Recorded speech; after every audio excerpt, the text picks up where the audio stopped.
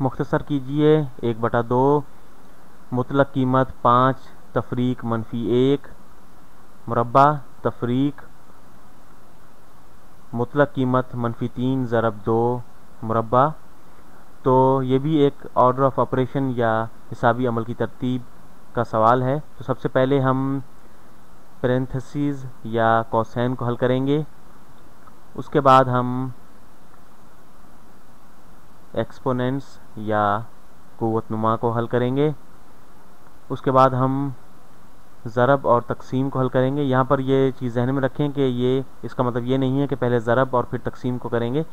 ज़रब और तकसीम में से कोई भी हम अमल पहले कर सकते हैं और उसके बाद हम जमा और तफरीक करेंगे। जमा और तफरीक का मतलब ये नहीं है कि पहले हम जमा करेंगे और तफरीक करेंगे, बल्कि हम ज़रब और तकसीम के बाद हम अगर जमा और तफरीक के बहुत सारे ऑपरेशन हैं तो हम उनमें से कोई भी जो है वो पहले कर सकते हैं, तफरीक कर सकते हैं और फिर जमा कर सकते हैं। तो यहाँ पर हम इसे मुख्तसर करते हैं। तो यहाँ पर देखें ब्रैकेट में -3 जो है वो -3 के बराबर ही होता है और 2 को हम उसका मुरब्बा निकाल लेंगे और यहाँ पर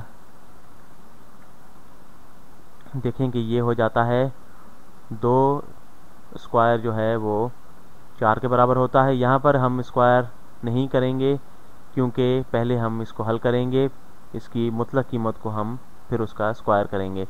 तो यहाँ पर 5 तफरीक -1 का मतलब है कि 5 जमा -1।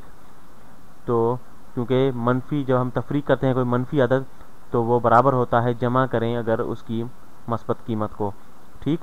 तो 5 जमा 1 जो हो जाता है ये 6 हो जाते हैं और 6 की मुतलक कीमत क्या होती है, बहरहाल मैं इसे नीचे दोबारा लिखता हूँ 1/2 और मुतलक कीमत 6 की स्क्वायर तफरीक -3 ज़रब 4।